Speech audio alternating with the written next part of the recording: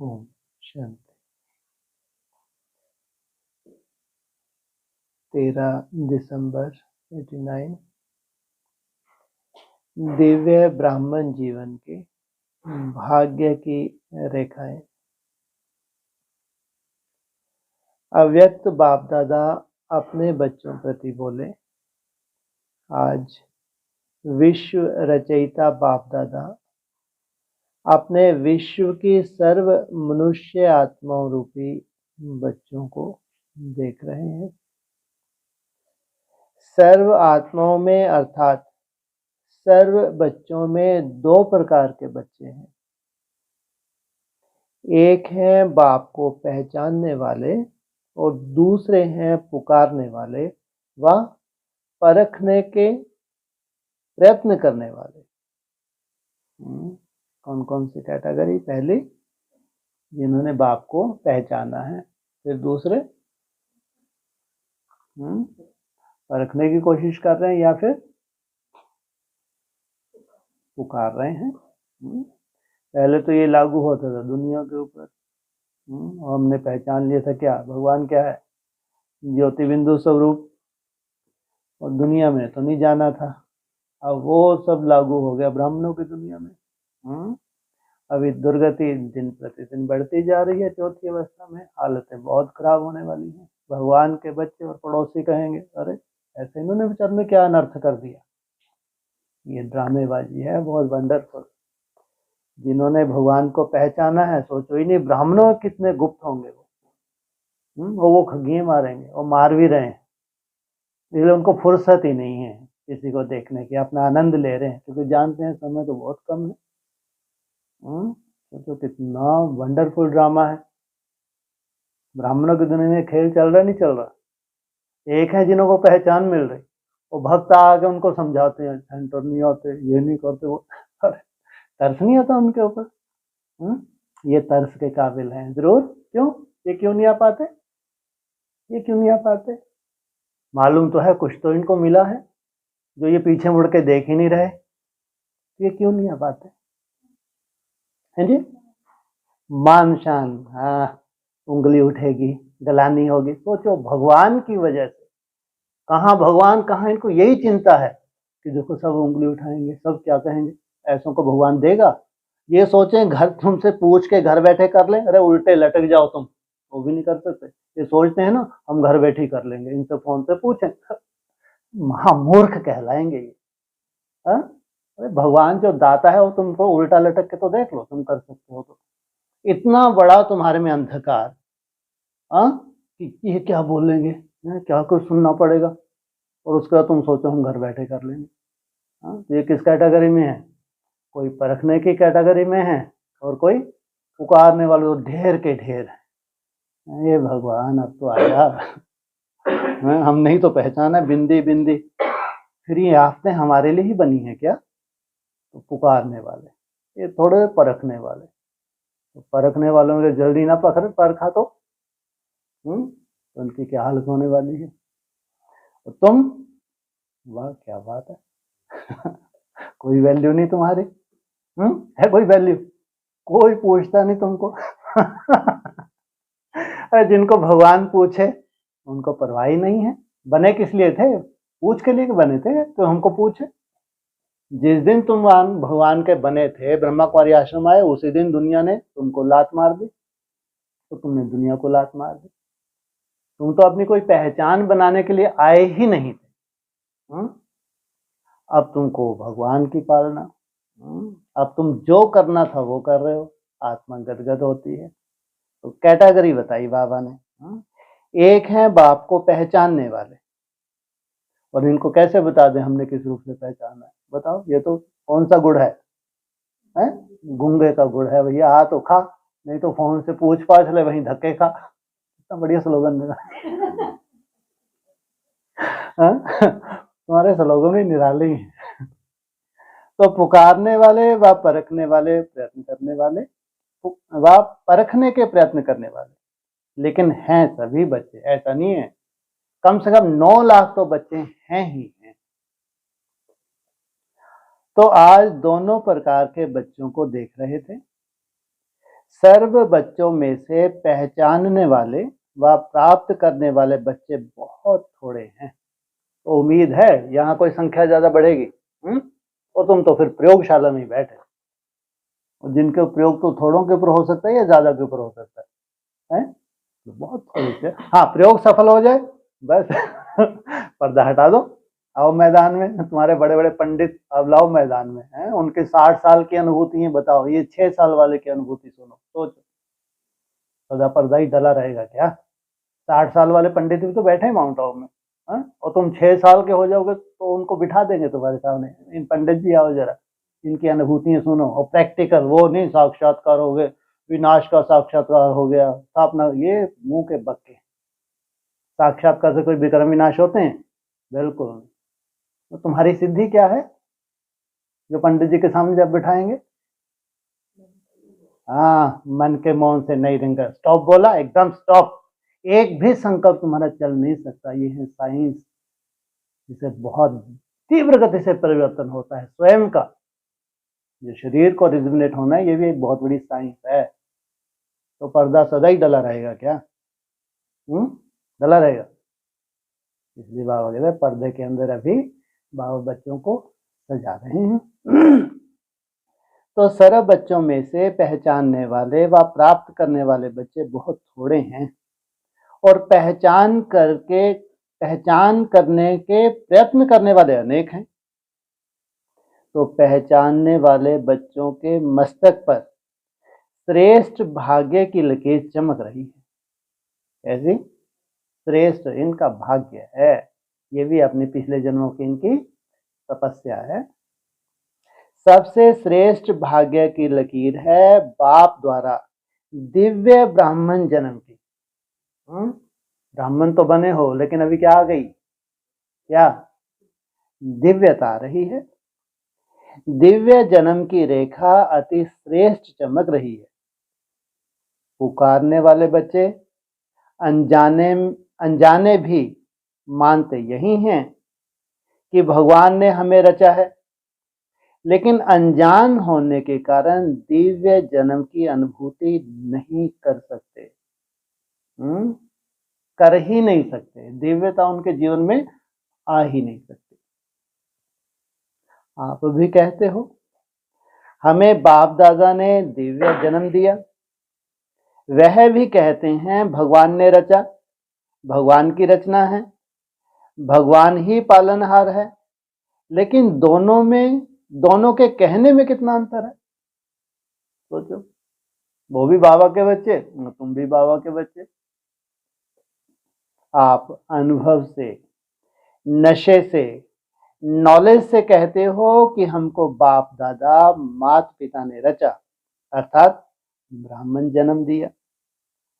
रचता को, जन्म पत्री को, दिव्य जन्म की विधि और सिद्धि सबको जानते हो। हर एक को अपना दिव्य जन्म, बर्थडे याद है ना? याद है आप लोगों को? याद है? बताइए। हाँ जी, हाँ बताओ, डेट बताओ। है गुड, हाँ याद रहना चाहिए। अपना अलौकिक जन्म, वो ये तो और दिव्यता वाला है। एक होता है लौकिक, उसके बाद दूसरा होता है अलौकिक, और लास्ट होता है अपनी तरफ से अरे मुरली के अनुकूल चलेंगे कुछ भी। हाँ, तीसरा होता है पारलौकिक। पहला लौकिक, जब तुम ब्रह्मा कुमार कुमारी बने, है ना, उसमें भी तो लोक से अलग हो गए ना, और लौकी की तरह तो रह रहे हैं, वैसा वैसा खाना। हाँ, लहसुन प्याज छोड़ दिया, लेकिन उनको जाके देखो मिठाइयाँ क्या उड़ रही हैं, जलेबी भी है तो पकोड़े भी हैं, तो लौकिकता ही तो घुसी है। कौन से बहुत कुछ उन्होंने छोड़ दिया, चेंज किया, बस छोड़ा नहीं है। लहसुन प्याज तो जैन धर्म वाले भी नहीं खाते, और भी ढेर हैं, लाखों हैं जो नहीं खाते लहसुन प्याज, बाहर का भी नहीं खाते। तो लौकिकता ही तो घुसी है। अगर आपके राग कम नहीं हुए हैं, रागों से विपरीत चलना ही शुरू नहीं किया, तो लौकिक है या अलौकिक है? उनको सही, हाँ दुनिया, ये बेहद की दुनिया में उनको ठप्पा मिलता है लौकिक का। वो अपने आप को भले ही ठप्पा लगाते हैं अलौकिक अलौकिक, बिल्कुल नहीं। यही परिभाषा निकलेगी, हमारी अपनी ही दुनिया है जिस दुनिया को भगवान पढ़ा रहे हैं ये अपनी ही दुनिया है, इसकी अपनी ही परिभाषा, वही परिभाषा निकलेगी, थप्पा लगेगा इनके मस्तक। तो पहला जन्म उनका जब लौकिकता छोड़ ही नहीं पा रहे, केवल परिवर्तन किया है, लेकिन राग तो वैसे के वैसे ही हैं, खान पीन रहन सहन, कहते रॉयल्टी नहीं, वैराग है ही नहीं। दूसरा फिर जन्म अलौकिक, जिन्हों में थोड़ी सी अलौकिकता आ जाती है। जब भगवान के बनते हैं तो वैराग आता है, रूपरेखा ही बदलने लगती है, धारणाओं श्रेष्ठ होती हैं या कमजोर हो जाती हैं, धारणाओं की पराकाष्ठा, और लास्ट में फिर पारलौकिक, ये है सेल्फ रियलाइजेशन। सेल्फ रियलाइजेशन हो ही नहीं, ये नहीं कि मैं आत्मा हूँ, मैं कौन सी आत्मा हूँ, शास्त्रों में किस नाम रूप से जानने वाली मेरे को जाना जाएगा, ये है सेल्फ रियलाइजेशन। ये तभी होता है जब तुम्हारा आखिरी आत्मा रूपी सुई की पूरी कट उतर जाती है, तो डायरेक्ट बाप से सीखते हो। तो पूछा, वर्डे याद है ना? तो इस दिव्य जन्म की विशेषता कौन सी है? साधारण जन्मधारी आत्माएं अपना बर्थडे अलग मनाती, फ्रेंड्स डे अलग मनाती, पढ़ाई का दिन अलग मनाती, और आप क्या कहेंगे? आपका बर्थडे भी वही है, तो मैरिज डे, पढ़ाई का दिन भी वही है, मदर डे कहो, फादर डे कहो, एंगेजमेंट डे कहो, सब एक ही है। वो मिला, सब मिला। ऐसा दिव्य जन्म कब सुना? सारे कल्प में ऐसा दिन आप आत्माओं का फिर कभी भी नहीं आता। सतयुग में भी बर्थडे तो और मैरिज डे एक ही नहीं होगा, सोचो, ये है यहाँ की अलौकिकता। लेकिन इस संगम युग के इस महान जन्म की विशेषता, यह विशेषता भी है और विचित्रता भी है। वैसे तो जिस दिन ब्राह्मण बने वही जन्मदिन, वही मैरिज दिन है, क्योंकि सभी यही वायदा करते हो, एक पाप दूसरा ना कोई। यह दृढ़ संकल्प पहले ही करते हो ना, तुम ही से खाऊं, तुम ही से बैठूं, तुम ही से सर्व संबंध निभाऊं, यह सबने वायदा किया है ना। पांडवों ने, माताओं ने, कुमारियों ने, सभी ने वायदा किया है। तो कहां स्वप्न में भी मन नहीं जा सकता, ऐसे पक्के होना। वह कोई साथी चाहिए, सेवा के लिए कोई विशेष साथी चाहिए, तो साथी दिवस किसका मनाएंगे? सेवाधारी साथी व बाप साथी है, उसका दिवस मनाएंगे। चाहे सर्विस करने वाले हैं, चाहे सर्विस लेने वाले हैं, लेकिन सेवा के समय सेवा की। फिर इतने न्यारे और प्यारे बनो जो जरा भी विशेष झुकाव नहीं हो। जो सेवा में मदद करेगा वह विशेष होगा ना, चाहे भाई हो व बहन हो। जो विशेष सेवा करता वह विशेष अधिकार भी रखेगा। जो विशेष सेवा करेगा तो किसके ऊपर अधिकार रखेगा? बाप के ऊपर अधिकार रखेगा, और फिर बाप के द्वारा उसको प्राप्ति भी होती है। तो सेवा के साक्षी बनो, लेकिन साक्षी होके साथी बनो। साक्षीपन भूल जाता है, सिर्फ सेवा साथी बनने में बात भूल जाता है। साक्षी बन पार्ट बजाने की प्रैक्टिस करो। हर बच्चे के मस्तक पर विशेष 4 भाग्य की लकीरें चमकती हैं। पहला, दिव्य जन्म की रेखा। दूसरा, परमात्मा पालना की रेखा। तीसरा, पढ़ाई की रेखा। और चौथा, निस्वार्थ सेवा की रेखा।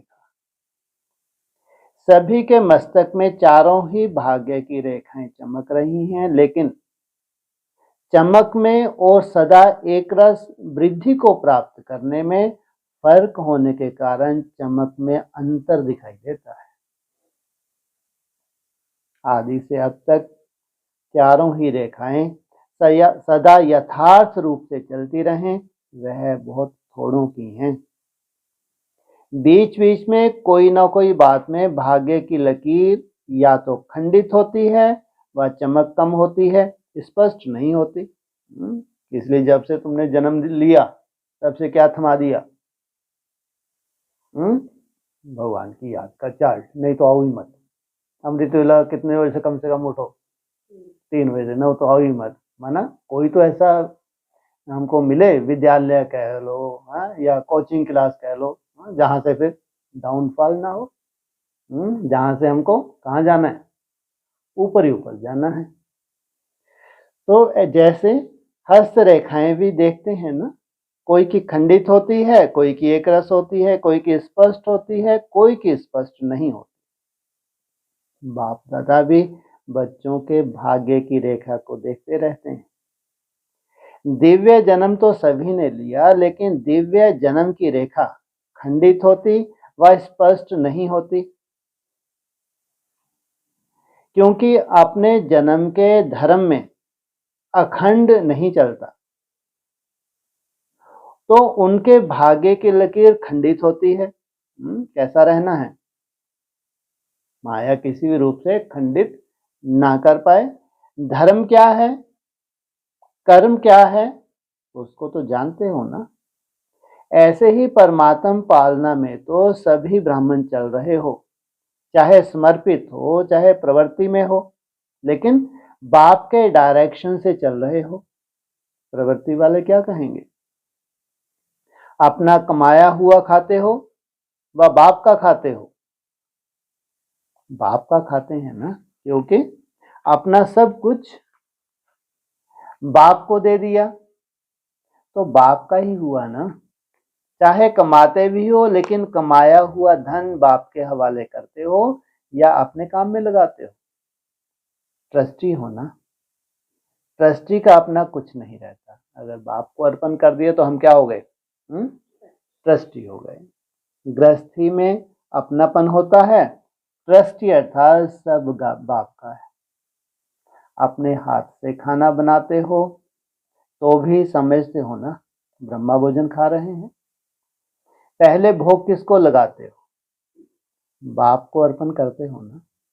अर्पण करना अर्थात बाप का खाना। ब्रह्मा भोजन खाते हो, चाहे बच्चों के अर्थ भी लगाते हो, वह भी डायरेक्शन अनुसार लगाते हो। जैसे समर्पित बहनें व भाई भिन्न भिन्न कार्य में तन मन भी लगाते हैं और धन भी लगाते हैं। ऐसे प्रवृत्ति में रहने वाले भी चाहे तन लगाते चाहे धन लगाते, बाप की श्रीमत परमान ही अमानत समझ कार्य में लगाते हो। ऐसा करते हो ना। अमानत में खयानत अर्थात मनमत तो नहीं मिलाते। तो परमात्म पालना सब ब्राह्मण आत्माओं को मिल रही है। इतने सारे ढेर सारे प्रश्न लगा दिए, पूछ लिया ऐसे ऐसे, फिर क्या बोला? हाँ, वो परमात्मा पालना जिनके ये क्वेश्चन सब सॉल्व किए हुए हैं, ऐसे श्रीमत पे चल रहे हैं, उनसे बोला। तो परमात्मा पालना सब ब्राह्मण आत्माओं को मिल रही है।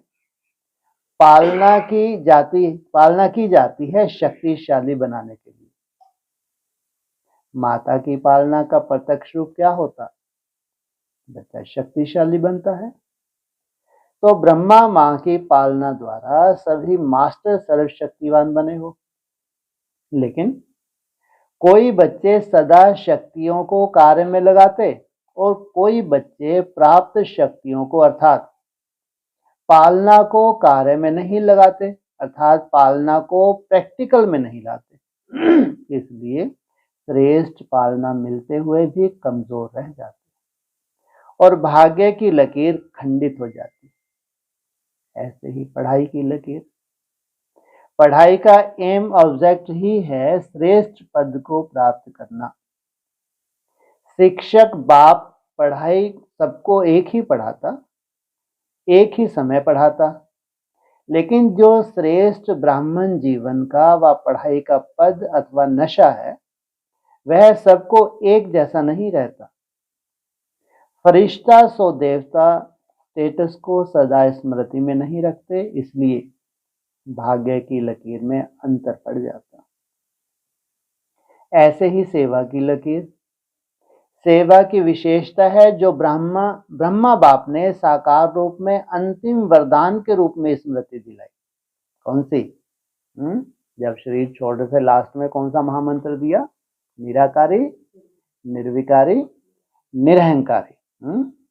निराकारी स्थिति में स्थित होने के बिना किसी भी आत्मा को सेवा का फल नहीं दे सकते। सोचो कितनी बड़ी बात है।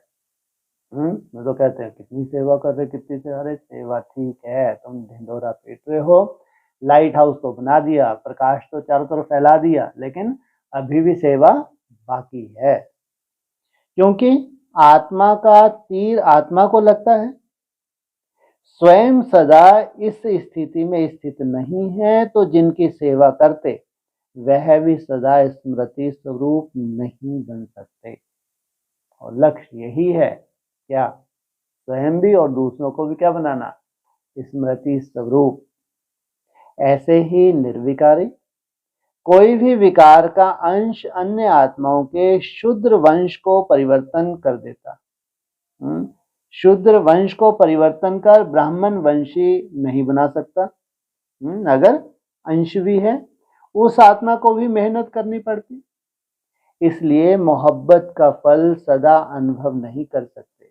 निरहंकारी सेवा का अर्थ ही है फल स्वरूप बन झुकना। क्या होता है? पेड़ की क्या कंडीशन होती है?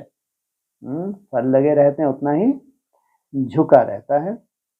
बिना निर्माण के निर्माण अर्थात सेवा में सफलता नहीं मिल सकती। अगर मान शान है तो वो सफलता नहीं है जैसा बाप चाहता है। तो निराकारी, निर्विकारी, निरहंकारी, इन तीनों वरदानों को सदा सेवा में प्रैक्टिकल में लाना, इसको कहते हैं अखंड भाग्य की रेखा। अब चारों ही भाग्य की रेखाओं को चेक करो कि अखंड है या खंडित है, या स्पष्ट है या अस्पष्ट है। कोटों में तो बन गए, लेकिन बनना है कोई में भी कोई। क्या बन गए?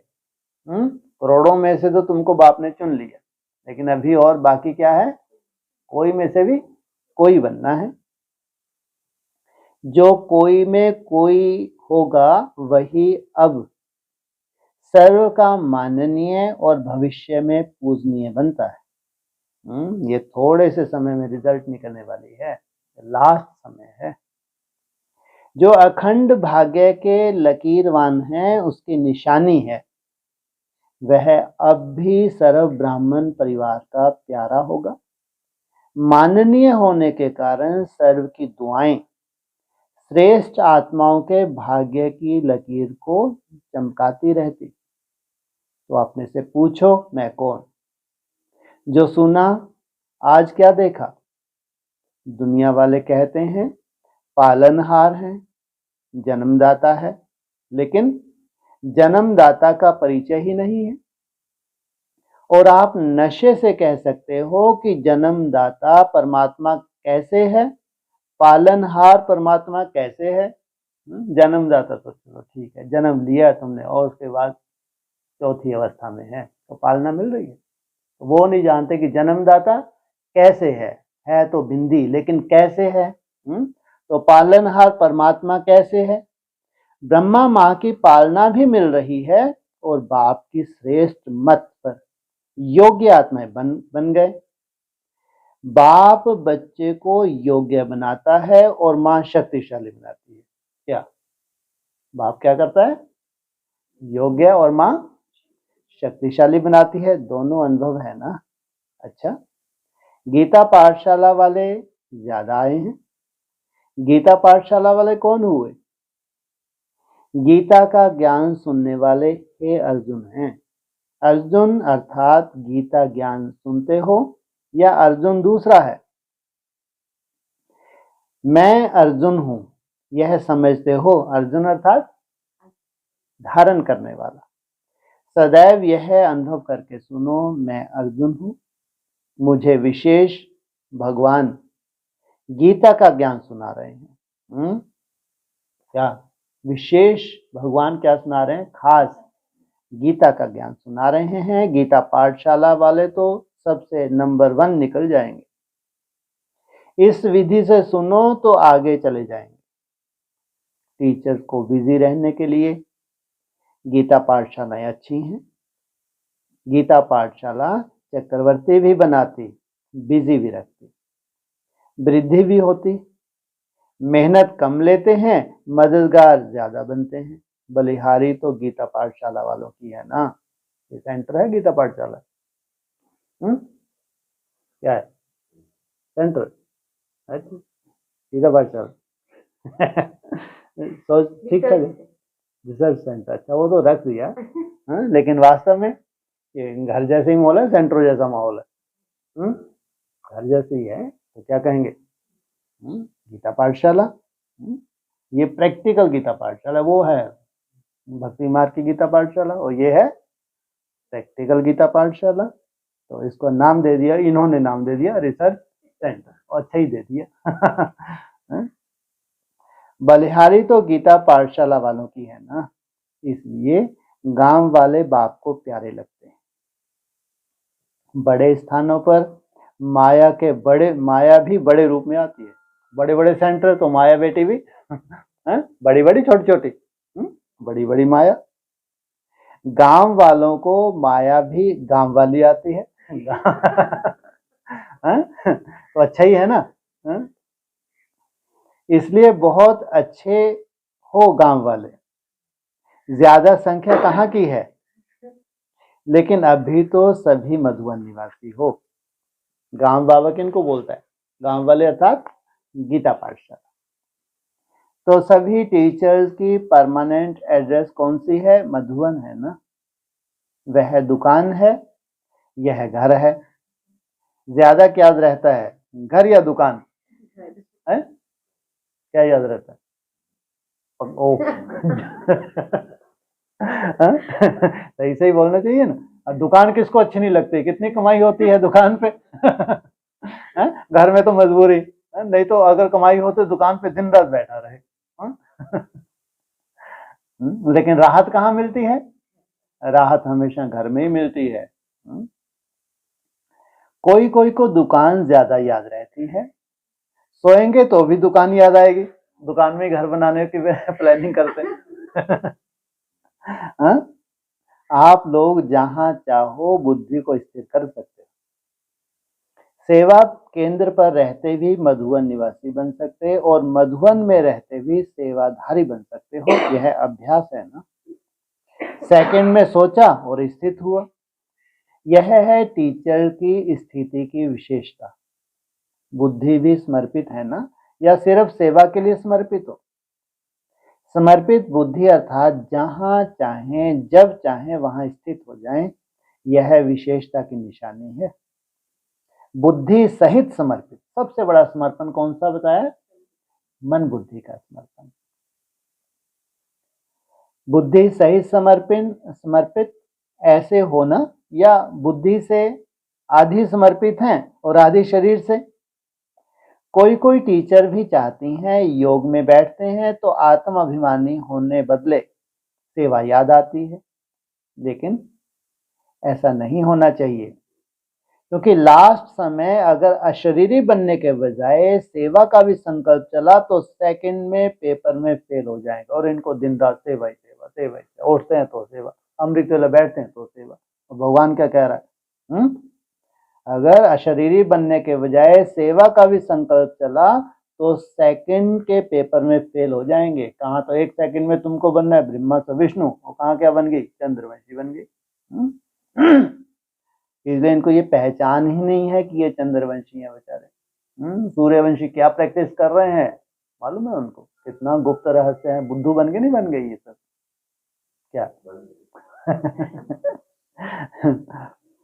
तो उस समय सिवाय बाप के निराकारी, निर्विकारी, निरहंकारी और कुछ याद नहीं। ब्रह्मा बाप ने अंतिम स्टेज यही बनाई ना, बिल्कुल निराकारी। सेवा में फिर भी साकार में आ जाएंगे। इसलिए यह अभ्यास करो, जिस समय जो चाहो वह स्थिति हो, नहीं तो धोखा मिल जाएगा।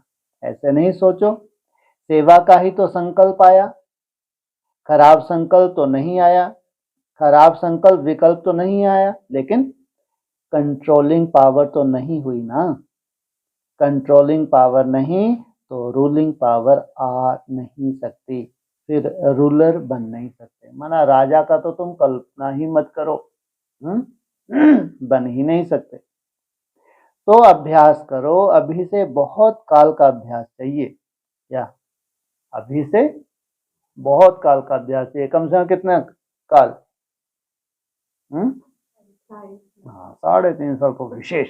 फिर थोड़ा बहुत बाबा रूम का वर्ष बढ़ा देते हैं, 2-3 साल भी 2-3 साल भी बढ़ा देते हैं। बढ़ाते नहीं बढ़ाते, वो रूम होता है कि चलो थोड़ा सा फिनिशिंग टच और थोड़ा सा चलो और बढ़ा दे, तो माना विनाश को भी तो रोक के रखते हैं। सोचो, अगर तुमको रूम वर्ष बढ़ाते हैं तो उधर क्या करते हैं? विनाश को रोक के रखते हैं। नहीं तो बोलते हैं बस चुटकी की देर है, तुम तैयार हुए और हरी झंडी दिखाई। तो अभी से बहुत काल का अभ्यास चाहिए, इसको हल्का नहीं छोड़ो। तो सुना, टीचर को क्या अभ्यास करना है? तब कहेंगे टीचर बाप को फॉलो करने वाला। सदा ब्रह्मा बाप को सामने रखो और 3 वरदान याद रखो और फॉलो करो। सहज है ना? यह अंतिम वरदान बहुत शक्तिशाली है।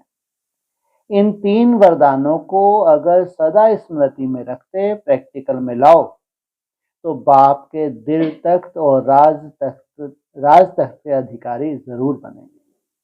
अच्छा, सर्व बाप समान सदा नॉलेजफुल पावरफुल बच्चों को सदा भाग्य विधाता द्वारा श्रेष्ठ भाग्य की स्पष्ट रेखाओं वाले भाग्यवान बच्चे, सदा बाप समान त्रिवरदान प्राप्त हुए विशेष आत्माओं को सदा ब्राह्मण जन्म की पालना और पढ़ाई को आगे बढ़ाने वाले ऐसे अखंड भाग्यवान बच्चों को बाप दादा का याद प्यार और नमस्ते। महाराष्ट्र ग्रुप, सदा अपने को सर्व प्राप्तियों से भरपूर अनुभव करते हो, कभी खाली तो नहीं हो जाते, क्योंकि बाप ने इतनी प्राप्तियां कराई हैं। अगर सर्व प्राप्ति अपने में जमा करो तो कभी भी खाली नहीं हो सकते।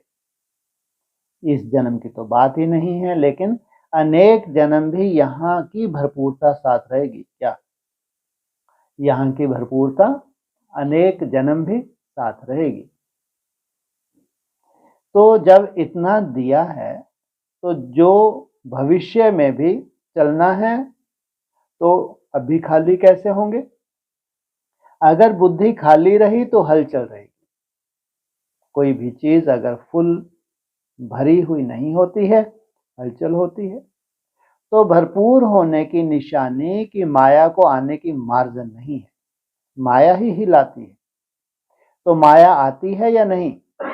संकल्प में भी आती है। माया के राज में तो आधा कल्प अनुभव किया और अभी अपने राज में जा रहे हैं। जब मायाजीत बनेंगे तब फिर अपना राज आएगा। और मायाजीत बनने का सहज साधन सदा प्राप्तियों से भरपूर रहो। क्या कहा? जब मायाजीत बनेंगे तो अपना राज आ जाएगा। फिर माया का ये सब कल्ला ज्यादा दूर है अपना राज।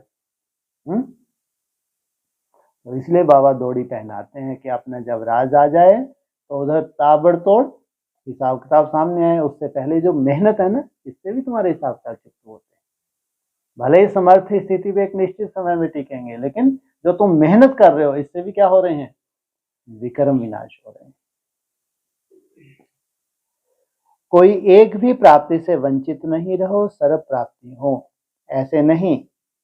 यह तो है, एक बात नहीं तो कोई हर्जा नहीं। अगर जरा भी कमी हुई होगी तो माया छोड़ेगी नहीं, उसी जगह से ही लाएगी। तो माया को आने की मार्जन ही ना हो। आ गई फिर भगाओ, तो उसमें टाइम जाता है।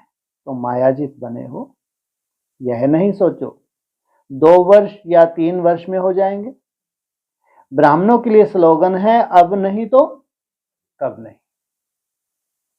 अब समय की रफ्तार के प्रमाण कोई भी समय कुछ भी हो सकता है।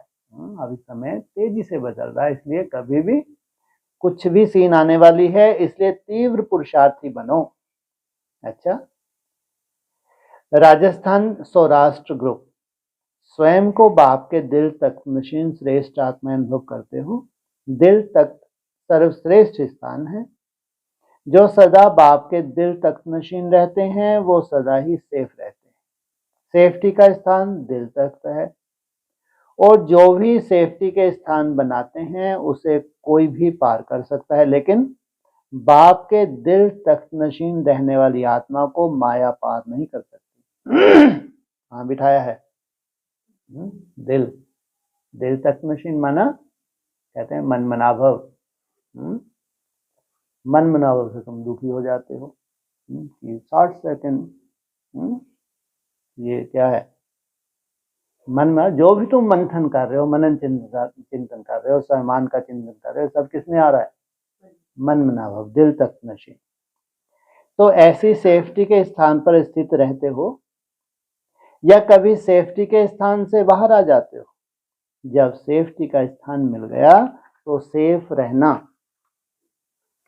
चाहिए, और ऐसा स्थान तो सारे कल्प में नहीं मिलना है। जहां आराम से खाओ पियो मौज करो सेफ रहो, ऐसी गारंटी और कोई दे नहीं सकता। कितनी भी गवर्नमेंट की बड़ी अथॉरिटी हो, लेकिन आपको गारंटी नहीं देगा कि आप सेफ रहेंगे। सिर्फ आपको सेफ्टी के लिए बंदूक वाले दे देंगे, ब्लैक कैट दे देंगे, जिससे और ही जेल वाले लगते हैं ब्लैक कैट के द्वारा। जैसे रॉयल जेल में है, यहां देखो तो भी ब्लैक कैट, वहां देखो तो भी ब्लैक कैट, तो क्या होगी उनकी जैसी चलती फिरती क्या होगी? जेल हो गई। तो यह जेल हुआ या सेफ्टी हुई? लेकिन बाप तो माया के बंधन से छुड़ा देता, निर्भय बन जाते हैं। तो ऐसा स्थान पसंद है या कभी कभी थोड़ा बाहर निकलने की दिल होती है? जो सदा दिल तक नशीन है वह निश्चय ही निश्चिंत है। जैसे कहावत है, भावी टाली नहीं जाती अटल होती है, ऐसे दिल तक नशीन आत्मा निर्भय है, निश्चिंत है, यह निश्चय है, अटल है। दिल तक पर माया आ नहीं सकती, थोड़ा आकर्षण करके बाहर निकलने की कोशिश जरूर करेगी। जैसे सीता के लिए दिखाते हैं, लकीर से बाहर पांव निकाला तब रावण आया, नहीं तो आ नहीं सकता। तो संकल्प भी बाहर निकलने का आया तो माया आ जाएगी। अगर दिल तख्त पर हो तो आ नहीं सकती। तो सिर्फ दिल तख्त पर बैठ जाओ, इसमें मुश्किल है क्या? ऐसे कई होते हैं जिनकी आदत होती है उठने बैठने घूमने की, बैठ नहीं सकते। कितना भी अच्छा स्थान देकर बिठाओ तो भी नाचते रहेंगे आदत ही नहीं है बैठने की। लेकिन आपका वायदा क्या है? जहां बिठाओ, जो खिलाओ, जो पहनाओ, जो कराओ वह करेंगे। यह वायदा पक्का है ना? या थोड़ा अपनी मर्जी से करेंगे, बाकी बाप की? बाप को तो कोई हर्जा नहीं, लेकिन मेहनत आपको ही करनी पड़ेगी। बाप को बच्चों की मेहनत नहीं अच्छी लगती, मेहनत करके थक गए, अभी भी मेहनत करो, यह अच्छा नहीं लगता। इसलिए दिल तक नशीन बनो, इसी नशे में रहो। आजकल के कुर्सी का भी नशा रहता है, यह तो तख्त है। तो जहां रूहानी नशा होगा वहां दुख की लहर नहीं आएगी, खुशी होगी। तो सदा स्मृति रखो कि अब तख्त नशीन है और अनेक जन्म राज तख्त नशीन बनेंगे। राजस्थान को राजगद्दी पर बैठने का नशा है, लेकिन राजस्थान ने प्रजा कम बनाई, गुजरात ने बड़ी प्रजा बनाई। अगली बार भी राजस्थान को कहा था अभी कुछ वृद्धि करो, चलो क्वांटिटी नहीं तो क्वालिटी लाओ तो भी बराबर हो जाएगा।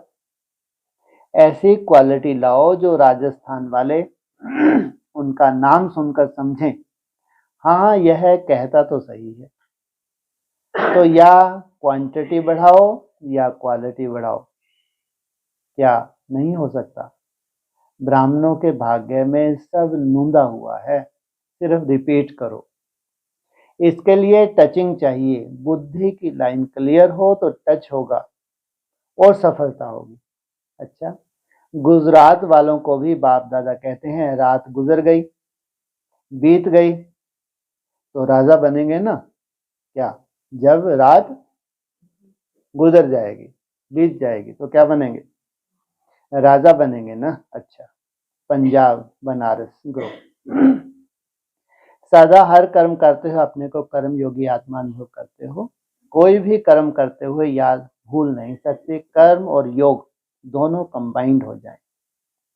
जैसे कोई जुड़ी हुई चीज को अलग नहीं कर सकते, ऐसे कर्म योगी आत्माएं हो। जैसे शरीर और आत्मा का कंबाइंड रूप है तो उसको जीवन वाला कहते हैं, और शरीर है आत्मा से अलग हो जाए तो उसको जीवन समाप्त कहते हैं। तो कर्मयोगी जीवन अर्थात कर्म योग के बिना नहीं, योग कर्म के बिना नहीं, सदा कंबाइंड। तो योगी जीवन वाले हो या योग लगाने वाले हो, 2 घंटा योग लगाने वाले योगी तो नहीं हो। अमृत वेले योग लगाया तो योगी हुए, और कर्म में आए तो कर्म ही याद रहा, इसे योगी जीवन नहीं कहेंगे। याद के बिना कर्म नहीं। कितना भी साधारण कर्म हो, लेकिन याद के बिना कर्म नहीं। जीवन निरंतर होता है, 2 घंटे की जीवन नहीं होती। जो योगी जीवन वाले हैं उनका योग स्वतः और सहज है, मेहनत नहीं करनी पड़ती, क्योंकि योग टूटता ही नहीं है तो मेहनत क्या करेंगे? टूटता है तो जोड़ने की मेहनत करेंगे। ऐसा कंबाइंड अनुभव करने वाले कभी माया के वश होकर क्वेश्चन नहीं करेंगे कि योग कैसे लगाएं, निरंतर योग कैसे हो। याद करने वालों को कोई भी फरियाद करने की आवश्यकता नहीं है। बाबा मेरा यह काम कर देना, यह कर देना, यह संभाल लेना, इसका ताला खोल देना, यह फरियाद है। याद में स्वतः सब कार्य सफल हो जाते हैं। क्या कितना सहज और सुंदर, याद से सब कार्य सहज और याद करने वाले हो या फरियाद करने वाले हो, बाप के आगे कौन सी फाइल, कौन सी फाइल रखने वाले, कोई अभी कौन सी फाइल रखने वाले तो नहीं। फाइन बनने वाले का कोई फाइल नहीं होता।